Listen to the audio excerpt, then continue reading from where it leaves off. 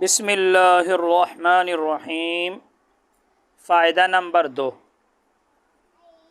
ظروف غیر مبنی جب جملہ یا اذ کی طرف مضاف ہو تو ان کا فتحہ پر مبنی ہونا جائز ہے۔ یاد رکھنا، اس سے پچھلے سبق میں نے آپ کو بتایا تھا کہ بہت سارے ظروف ہیں جو مبنی نہیں ہیں۔ یہاں تو اس نے کچھ ظروف لکھے ہیں جو مبنی ہے، اس میں بھی کچھ مبنی نہیں ہے، جیسے عند یہ مبنی نہیں ہے، اور یہ قبل، بعد، تحت، فوق، قدام، خلف، یہ بھی تب مبنی ہوتے ہیں جب یہ ان کا مضاف الیہ لفظوں میں نہ ہو اور متکلم کی نیت میں ہو، ورنہ یہ بھی کیا ہوتے ہیں؟ معرب ہوتے ہیں۔ بہت سارے ظروف ہیں جس کا پچھلے سبق میں تذکرہ کر چکا ہوں کہ وہ معرب ہے۔ تو اب کہتے ہیں کہ ظروف غیر مبنی، کچھ ظروف ایسے ہیں جو مبنی نہیں ہیں، تو کہتے ہیں ظروف غیر مبنی جب جملہ کی طرف مضاف ہو یا اذ کی طرف مضاف ہو تو کہتے ہیں ان کا فتحہ پر مبنی ہونا جائز ہے۔ قولی تعالیٰ، جیسے اللہ تعالیٰ کا یہ قول ہے، ھذا یوم ینفع الصادقین صدقہم۔ اب یہاں دیکھو، یوم یہ ظرف ہے، ظرف دن کو کہتے ہیں، ظرف زمان ہے، اور کس کی طرف مضاف ہے؟ جملے کی طرف۔ ینفع الصادقین صدقہم یہ پورا جملہ ہے، یوم مضاف ہے، ھذا یوم ینفع الصادقین صدقہم یہ دن ہے کہ نفع دے گا سچوں کو، نفع دے گا سچوں کو، صدقہم ان کی سچائی۔ تو یہاں دیکھنا، یہ یوم مضاف ہے، آگے ینفع فعل، الصادقین یہ منصوب لفظاً مفعول بھی، اور آگے یہ صدقہم یہ مضاف مضاف الیہ مل کر یہ فاعل ہے ینفع فعل کا۔ ینفع فعل ابن فاعل مفعول بھی سے مل کر جملہ فعلیہ ہو کر یہ پورا مضاف الیہ ہے یوم کے لیے۔ تو یہاں دیکھو، یوم ظرف غیر مبنی ہے اور کس کی طرف مضاف ہے؟ جملے کی طرف مضاف ہے، تو کہتے ہیں ان کا فتحہ پر مبنی ہونا جائز ہے۔ تو لہٰذا یوم یہاں یوم جو میم کے اوپر پیش ہے، اس کو آپ زبر بھی دے سکتے ہیں، ھذا یوم ینفع الصادقین صدقہم، تو یہی کہہ رہے ہیں۔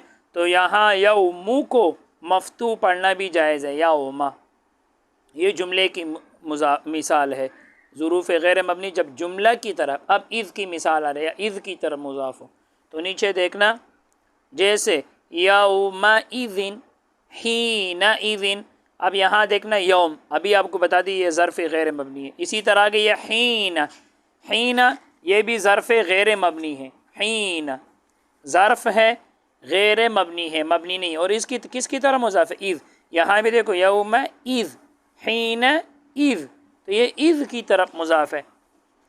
تو کہتے ہیں جب یہ جملے یا اذ کی طرف مضاف ہو تو ان کا فتحہ پر مبنی ہونا جائز ہے، کہ اس کے اوپر زبر آ جائے، جائز ہے۔ نمبر 7 ہے اسماء کنایات۔ کیا چل رہے ہیں؟ اس میں غیر متمکن، اس میں غیر متمکن کی 8 قسمیں، میں نے آپ کو بتایا تھا اسم کے اندر 8 چیزیں مبنی ہیں۔ ظروف ختم ہو گیا، اب نمبر 7 ہے اسماء کنایات۔ کنایات یاد رکھنا، کنایات کنایہ کی جمع ہے، اور کنایہ کا معنی ہوتا ہے پوشیدہ بات، پوشیدہ بات، غیر واضح بات۔ تو کنایات غیر واضح لفظوں میں کوئی بات کرنا، گول مگول کوئی بات کرنا، گول مگول، اس کو کہتے ہیں کنایہ۔ تو کنایہ کی پھر یہ آپ کو 2 قسمیں ہیں، کنایہ عدد سے اور کنایہ بات سے۔ ایک کنایہ عدد سے ہے، ایک کنایہ بات سے ہے۔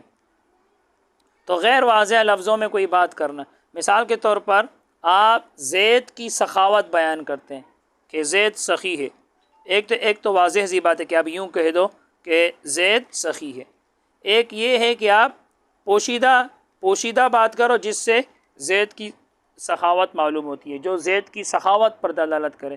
مثلا آپ یوں کہے کہ زید کے ہاں کانا بہت پکتا ہے، تو یہ بھی زید کی سخاوت پر دال ہے، کیونکہ جب زید کے ہاں کھانا بہت پکتا ہے تو اس کا مطلب یہ ہے کہ ان کے ہاں مہمان زیادہ آتے ہیں، تبھی تو کھانا بہت پکتا ہے۔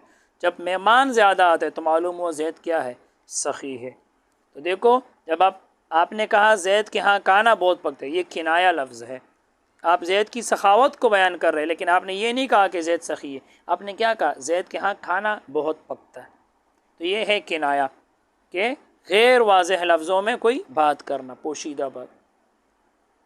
تو اسماء کنایات وہ اسماء ہے جو کسی مبہم اور غیر معین امر پر دلالت کرتے ہیں. تو یہی کہتے ہیں اسماء کنایات کس کو کہتے ہیں؟ وہ اسماء جو کسی مبہم یعنی پوشیدہ اور غیر معین غیر واضح امر پر دلالت کرے، اس کو کہتے ہیں اسماء کنایات. جیسے کم کذا، یہ دو لفظ کنایہ ہے عدد سے. عدد سے ان دونوں لفظوں کے ذریعے کنایہ کیا جاتا ہے. مثال کے طور پر کم کذا کی، جیسے اردو میں بھی بات کرنے کا ایک طریقہ ہے کہ مثال کے طور پر ہم بولتے ہیں کہ اس باغ کی تعمیر پر میرے 60 لاکھ روپے خرچ ہوئے.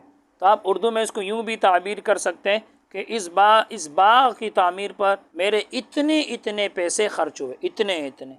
آپ وہی بات کر رہے ہیں، وہی 60 لاکھ 60,000 60 لاکھ جو بھی ہو، تو اردو میں کہتے ہیں کہ اتنا مطلب اتنے، یعنی بہت پیسے خرچ ہوئے تو کہتے ہیں اتنے. تو دیکھو یہ عدد ہے، یہ کنایہ ہے عدد سے. اسی طرح مخاطب کو جو پہلے سے ہی بات معلوم ہوتی ہے تو بات کو مختصر کرنے کے لیے بھی کنایہ کا استعمال ہوتا ہے. مثال کے طور پر آپ کہتے ہیں کہ یہ واشنگ مشین میں نے 15,000 روپے کا خرید لیا، 15,000 کا. اب مخاطب کو پتہ ہے کہ اس نے 15,000 کا لیا ہے، اور بعد میں آپ بول لیتے ہیں کہ اس واشنگ مشین پر میرے اتنے پیسے لگ گئے. یا باہر سے کوئی آدمی آ رہے، آپ اس سے بات چھپانا چاہتے ہیں. آپ کے ساتھ جو آدمی بیٹھا ہے اس کو تو پتہ ہے کہ یہ واشنگ مشین آپ نے 15,000 روپے کا لے لیا. اب باہر سے کوئی آدمی آ گیا، آپ بات کر رہے ہیں، آپ اس سے بات چھپانا چاہتے ہیں، تو آپ کہتے ہیں کہ یہ واشنگ مشین مجھے اتنے کا پڑ گیا، 500 روپے میں نے سوزوکی کا کرایہ دے دیا اور مجھے اتنے کا پڑ گیا. اب کتنے کا پڑ گیا؟ تو 15,000 اور 500. تو آپ دوسرے سے بات کو چھپانا چاہتے ہیں تو آپ کہتے ہیں اتنے پر مجھے پڑ گیا یہ. تو یہ کنایہ ہے کس سے؟ عدد سے، عدد گنتی.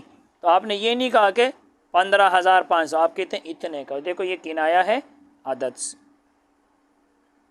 اور یہ کئی تزیت، یہ کنایہ ہے بعد سے. جیسے اردو میں بولتے ہیں کہ اس نے مجھے یوں کہا، اس نے مجھے ایسا کہا. دیکھو یہ کنایہ ہے بعد سے. تو عربی میں اس کے لیے کئی تزیت آتے ہیں. کبھی بات کو مختصر کرنے کے لیے بھی کئی تزیت بولتے ہیں. جیسے سامنے والے مخاطب کو پتہ ہے کہ فلاں آدمی نے اس کو یہ باتیں کی، گالیاں دی یا یہ باتیں سنائی، تو آپ اس کو تو پتہ ہے، آپ بات کو مختصر کرنے کے لیے کہتے ہیں کہ میرے پاس زید آیا اور اس نے مجھے ایسا کہا. دیکھو وہ جو بات اس نے کی تھا اس کو آپ مختصر لفظوں میں کیا کہہ رہے کہ اس نے مجھے ایسا کہا. تو کئی تزیت یہ کنایہ ہے بعد سے. اور کم کذا یہ کنایہ ہے عدد سے. اور یاد رکھنا کبھی ان کا استعمال ایک دوسرے کے لیے بھی ہوتا ہے.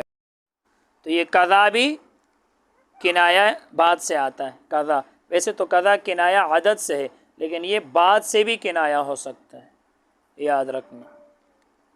تو اسماء کنایہ آپ نے پڑھ لی ہے. اس کی 2 قسمیں، کنایہ عدد سے اور کنایہ بعد سے.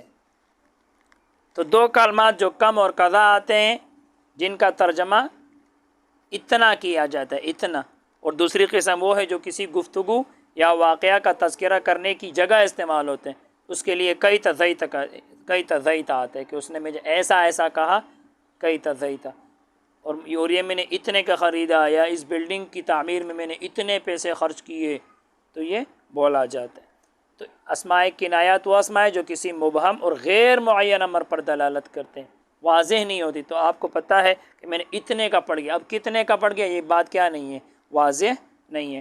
ہاں جس کو پتہ ہوتا ہے پہلے سے اس کو ہی معلوم ہوتا ہے، دوسرے کو پتہ نہیں چلتا. تو یہ کم کذا کنایہ عدد سے، اور کئی تزیت یہ کنایہ ہے بعد سے. کئی تزیت کا مطلب ایسا فلاں نے مجھے ایسا کہا. نمبر 8 ہے مرکب بنائی.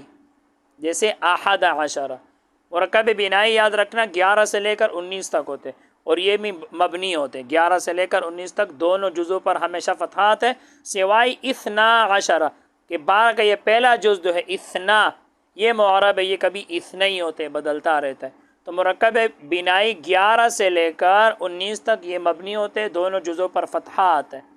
اور یہ مبنی کیوں ہے؟ تو اصل میں اس کے بیچ میں واو آ رہے. 11 اصل میں کیا تھا؟ احد و عشر، اصل میں یوں تھا تو بیچ میں واو آ رہا ہے، تو واو چونکہ مبنی الاصل ہے، واو حرف ہے، اور حرف تو کیا ہوتے ہیں؟ مبنی الاصل ہوتے ہیں۔ تو دوسرے جز نے عشرون نے جب واو کو اپنے ضمن میں لیا تو واو تو کیا تھا؟ مبنی الاصل تھا، تو واو نے اپنا اثر اس پہ ڈال دیا، اس کو بھی کیا بنا دیا؟ مبنی بنا دیا۔ اور احدہ اس لیے مبنی ہوا کہ اعراب جو ہے وہ درمیان میں نہیں آتے، آخر میں آتے، تو وہ بھی مبنی ہو گیا۔ تو احد عشرہ 11 سے لے کر 19 تک یہ دونوں جز مبنی پر فتح ہوتے ہیں، سوائے اثنا عشرہ 12 کے جو پہلا جز ہے اثنا، یہ معرب ہے، یہ بدلتا رہتا ہے۔ بس آج کے لیے اتنا ہی۔